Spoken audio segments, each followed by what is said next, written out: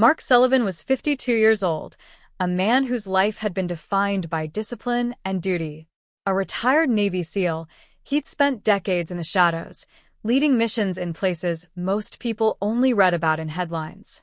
From counterterrorism ops in the Middle East to hostage rescues in South America, Mark had seen it all and come out the other side.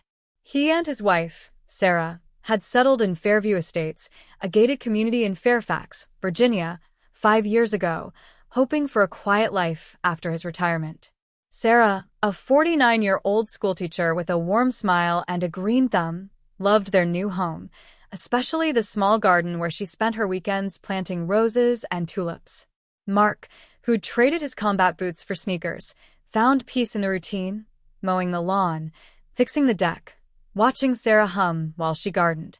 Fairview Estates was the kind of place where the HOA ruled with an iron fist.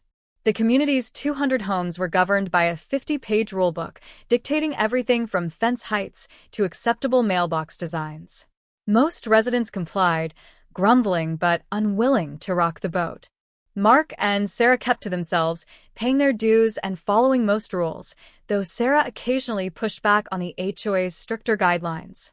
She'd once gotten a stern letter for leaving her garden hose uncoiled overnight, which she laughed off as suburban nonsense. Mark, who'd faced warlords and insurgents, found the HOA's zeal amusing, until it wasn't. The trouble started on a Saturday morning in early May. Sarah was in the front yard, kneeling in the dirt, planting a row of marigolds along the walkway. The flowers were a vibrant orange, a gift from a student's parent, and Sarah had checked the HOA's approved plant list to ensure they were allowed. She'd even emailed the HOA board for clarification, receiving no response. So, she went ahead, figuring it was easier to ask for forgiveness than wait for permission that never came. Mark was on the porch, sipping coffee and reading the paper, when a white SUV with Fairview Estates HOA emblazoned on the side pulled up. 2 men stepped out, Gary Wheeler, the HOA president, and Rick Donovan, his self-appointed compliance officer.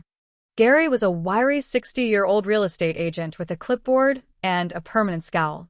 Rick, a burly ex-contractor in his 40s, had a reputation for intimidating residents into compliance. They called themselves enforcers, a term that made Mark's skin crawl. He dealt with real enforcers, men with guns and agendas, not clipboards and egos.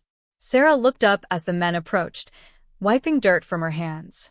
"Morning," she said, offering a polite smile. "Something I can help you with?" Gary didn't return the smile. "Those flowers," he said, pointing at the marigolds.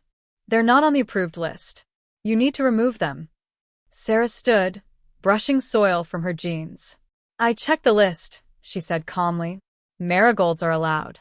I even emailed the board to confirm." Gary flipped through his clipboard, shaking his head. "I don't have any email from you. These need to go. Today." Rick stepped closer, crossing his arms. "You heard him," he said, his tone more threat than request. "Dig him up or we will." Mark, still on the porch, set down his coffee. He could hear the edge in Rick's voice, and he didn't like it. Sarah, though, held her ground. She wasn't one to be bullied, especially not in her own yard. "I'm not digging up my flowers," she said, her voice firm but even. "If you have an issue, take it up with the board. I followed the rules." Gary's face reddened. "You don't get to decide the rules," he snapped. "We're the board. You do what we say." Rick took another step, now inches from Sarah. "Last chance," he said, looming over her. Sarah didn't flinch, but Mark was already moving. He'd seen enough. He stepped off the porch, his movements deliberate, his 6 feet 2 inches frame casting a shadow as he approached. "Back off," Mark said, his voice low, the kind of tone that had stopped men dead in their tracks in darker corners of the world. "You're talking to my wife." Rick turned, sizing Mark up. "This doesn't concern you," he said. "Stay out of it." Mark's eyes narrowed. He didn't raise his voice, didn't need to. "You're on my property, threatening my wife." "It concerns me." Gary, sensing the tension, tried to defuse it. "Look, we're just enforcing the rules. No need to make this a problem." But Rick wasn't backing down. He stepped towards Sarah again, reaching for the marigolds as if to yank them out himself. Sarah instinctively moved to block him. And that's when it happened. Rick grabbed her arm, twisting it to pull her aside. Sarah gasped, more from surprise than pain, and tried to pull free. Gary, instead of intervening, shouted, "You brought this on yourself." Mark was on Rick in a heartbeat. He didn't throw a punch or draw a weapon he didn't need to. With one hand, he grabbed Rick's wrist, twisting it in a controlled but painful lock that forced the bigger man to his knees. With the other, he pushed Gary back, not hard enough to hurt, but enough to make his point. "Don't touch her," Mark said, his voice like steel. "Ever." Rick grunted, struggling against Mark's grip, but he couldn't break free. Mark's training had kicked in, not the flashy moves of movies, but the precise, efficient techniques of a SEAL. He released Rick after a moment, letting him stumble back, and turned to Sarah. "You okay?" he asked, his eyes scanning her for any sign of injury. "I'm fine," Sarah said, rubbing her arm where Rick had grabbed her. She was shaken, but not scared. She knew who Mark was, what he was capable of. She also knew he'd never let anyone hurt her. Gary, now pale, stammered, "This is assault. We're calling the police."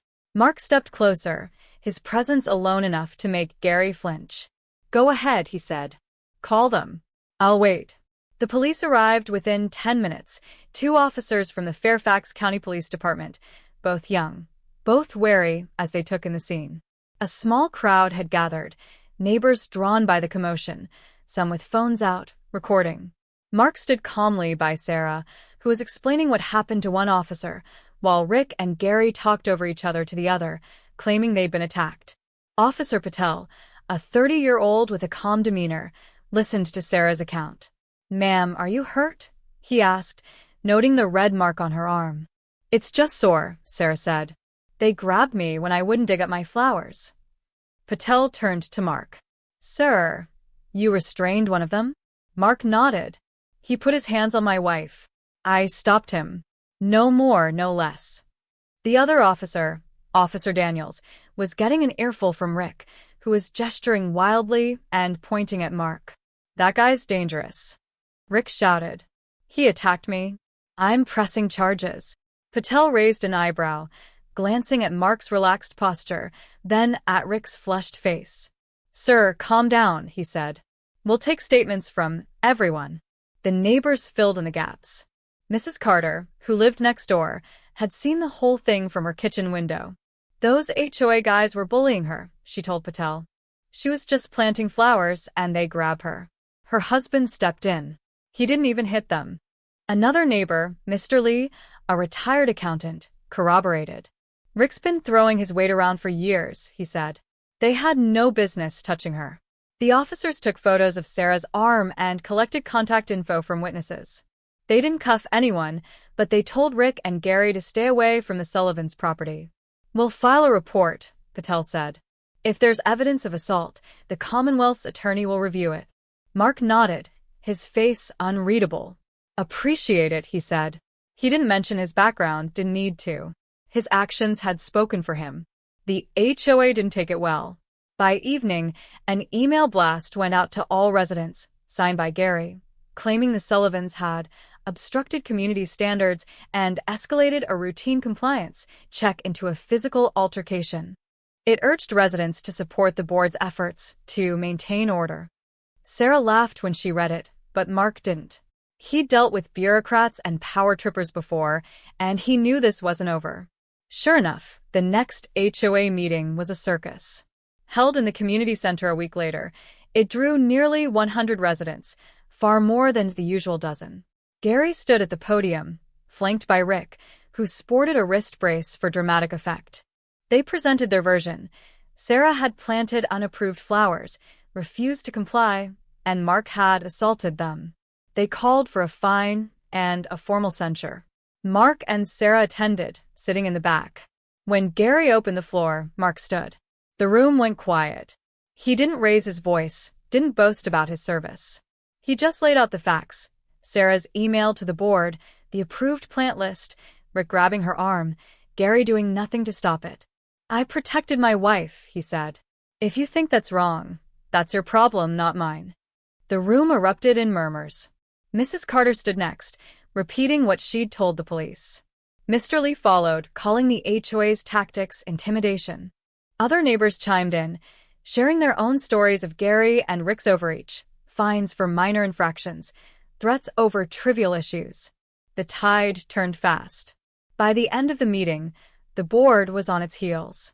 A vote was called, and Gary was ousted as president, replaced by a soft-spoken retiree who promised reform.